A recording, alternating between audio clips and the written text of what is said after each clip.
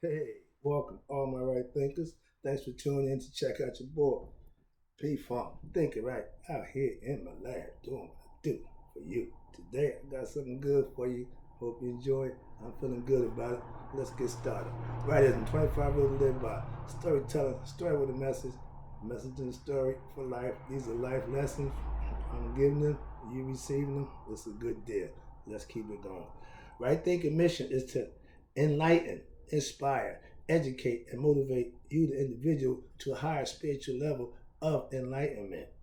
Right thinking's way of life through mental and spiritual discipline daily will help and guide you to obtain your goal of spiritual enlightenment, aka know thyself. That's the mission that I'm on for my right thinkers to know themselves, for themselves, through my education and my insight and understanding of what you need to be doing. That's what I do for you. Let's go. Now the question, you have to answer it for yourself. I don't have this one for you. A person who knows not and knows not that they know not is foolish. I can tell you that. Disregard them. A person who knows not and knows that they know not is simple. I can teach them. That's why I do what I do for you. So stay tuned, keep tuning in. I got you. A person who knows not and believe that they know, dangerous. Avoid them. I do. A person who knows but knows not that they know is asleep spiritually. I'm a spiritual alarm clock. I can wake you up. I have knowledge of self that you can use to wake up to yourself. A person who knows and knows that they know is wise. Follow them. All these persons, they reside in you. Right thinkers know thyself. And to my out be true. You got to keep that balance in your life. And speaking of balance, I'm going into another direction a little bit, but it's all knowledge that you can use. This title is called The Ancient Egyptian Path to Enlightenment. Everything I do is to get you to know you. So we're going to do it now from a meditative state of mind. I'm going to introduce you to the path of spiritual enlightenment. Okay? This is the title is What is Meditation? Let's start with that. Okay? I'm reading from the book. Yes. I'm pretty much versed in meditation, so I want to start from the beginning with my students, my followers. Let's go. Meditation may be thought of or defined as a practice of mental exercises, thinking, and disciplines to enable this aspirant to achieve control over your mind. Specifically, to stop the vibration of what? The mind due to what? Unwanted thoughts. How can I control my thoughts? Or imaginations, etc. When you just let your mind do what it does, you're not in control over it, it will do anything. Why? Because that's what it's wired to do. You need to get in control of it. That's what meditation will help you do. That's the exercise. Watch this. But why is this necessary? It's a good question. Why should one need to control the thoughts and vibration of their mind? Really? Ordinarily, ordinarily, people profess to what? Believe in something greater than their physical existence, but what is this something? God is a spiritual entity, but you have to be able to comprehend it mentally and understand it. This is what meditation will help you do. Now, if a person on the street is to ask, who are you? Most likely, he or she will point to their body and say, this is me. Me. Remember, that's ego. You're speaking from identification. That's how you identify yourself. But there's more to you than just me. That's what meditation wants to get you to understand. Watch this. But is this all? Is that all there is to life? No. Emphatically. No. Most likely, many people profess to believe in a soul, but do they really understand what it is? No. This is why you have to obtain knowledge. This is why you have teachers, you have sages, you have gurus, you have practitioners, you have yogis. Anybody who's trying to enlighten other people to what they know, they get titles. I'm a sage. If they did, if they did know what they was doing or understood what they was doing, they would not mourn at funerals or fear their own death. If we're born into this world with knowledge and understanding, you're going to leave this world. They got a Bible with a book and tell you all the stuff you need to know while you're in this world, preparing you for leaving this world, basic instruction before leaving Earth. It's not nothing new. We call it the afterlife. Get a grip. All right, here you go. Now, a human being is not just a physical body. I've been trying to say that to you for a while, but this is start from the beginning. A physical body with a mind and 5 senses. Again, we only count 5 senses. I get a little annoyed because thinking is a sense.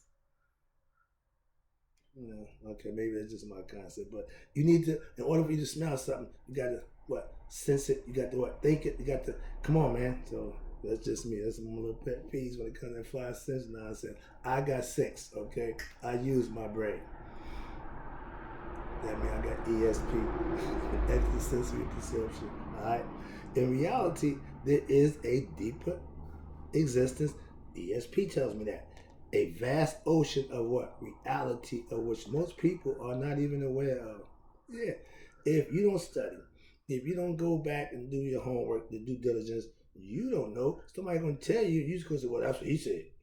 I ain't that dude. I like to find out for myself. You can fact check me anytime you want, but I do my homework. Okay? This is the realm, watch this, of the higher self, which is where the mental aspect dwell. Thinking. You can't get to the higher self without thinking. This is the realm of the higher self, which all the teachings of yoga and the various practices of meditation are directed toward discovering this hidden aspect of ourselves, which is beyond the thoughts, is known as Netaru, aka Amun, Asar, or Amenta, in the ancient Egyptian mystical philosophy system of spirituality. Now in India is Brahmin. The India, they have Vedanta, the Vedanta philosophy, as God in Christianity and as the self. Everybody has a different idea and a different name for God, but it all still comes down to what you have to know, understand for yourself.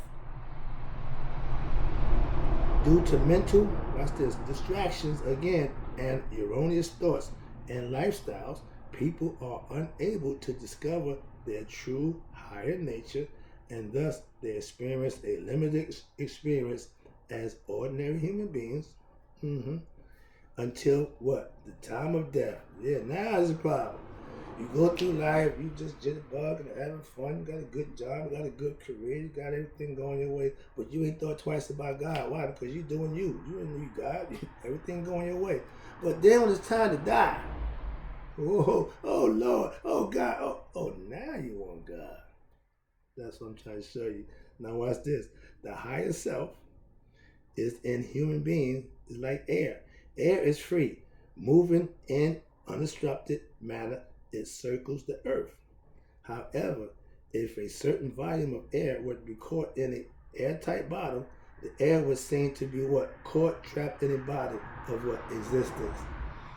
The air, our spirit, is trapped inside this body. That's the concept they're trying to get you to understand. Watch this. Now, in the same manner, the human soul is part of the cosmos, and it is also pervasive. However, as it associates with an individual's existence and becomes involved with the desires, the thoughts, the fears, and the ignorance of human existence, you lose your power, you lose your ability to do what it is you do when you come into the human body. It's up to that body to wake you up, get you who you need to be, enlighten you spiritually so it can go back home. Other than that, it's trapped and everybody just keep going round and round. Hence, reincarnation, conception, these are all concepts. Alright? Now watch this. When the spirit is in the body of human existence, it loses sight of its all pervasive and transcendental nature. You don't know yourself. You're ignorant. It don't mean nothing other than you don't know. Ignorance means not knowing. So if you consider ignorant, it just means you don't know. You can combat ignorance with knowledge. Know. Find out. Get knowledge. Get understanding. Find a teacher. Get a book. Whatever you need to do. But you need to get understanding of self. Know yourself. Right? And why? Thus, the body, mind, senses, then the thoughts and your emotions and your ignorance, which together constitute your personality of the human being, who are in reality like the bottom, which closes off the vision of truth. You don't know yourself if you're not being instructed, if you're not trying to learn, if you're not getting information that's going to help you do and be the best you can be. You're ignorant. That's your choice. You have choices. If you tune in this channel, you made a good choice. I'm just saying. Here you go. Watch this. The soul, which is... Okay, hold on a second. Hold on. All right. Sorry about that. Now, the soul, which is innately free and boundless, as if caught by the reality of what? The individual's personality and the pressure, and the pressure of desires, longings, and imaginations from what? This limited reality, as if mesmerized the higher self. Meaning you fall in love with this world, with this reality, which you think is real. I'm gonna keep going. All right, watch this. Now, this limited existence, which we call life, is known as what? Your ego consciousness. Your ego is running the show, because once you're conscious of who you are, you identify yourself with the I. That's where I come from. Me. That's the ego consciousness. You want to have God consciousness.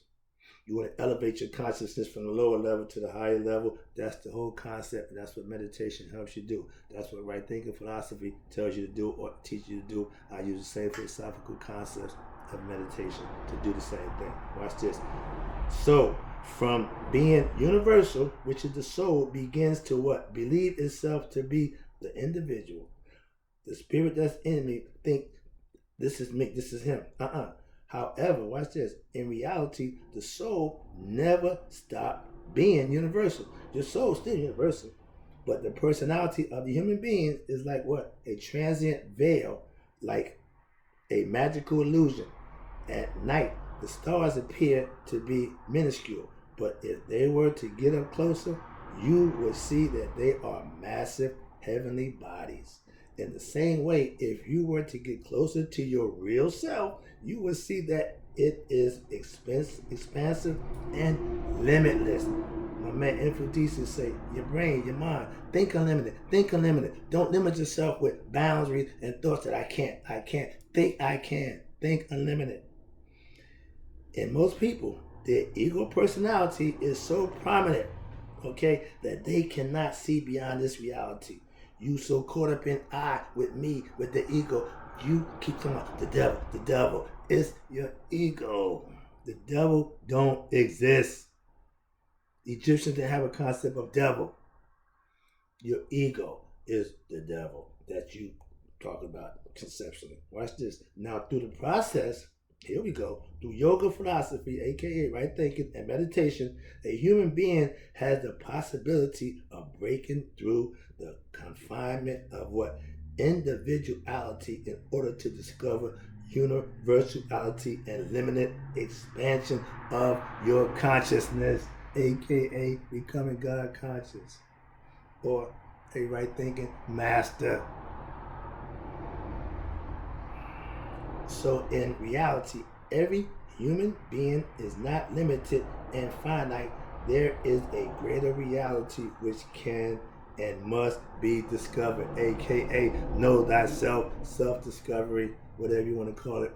I appreciate you tuning in. I got more, but I'm gonna stop right there because I know y'all can't take but so much at a time. So I'm gonna give you a little dose.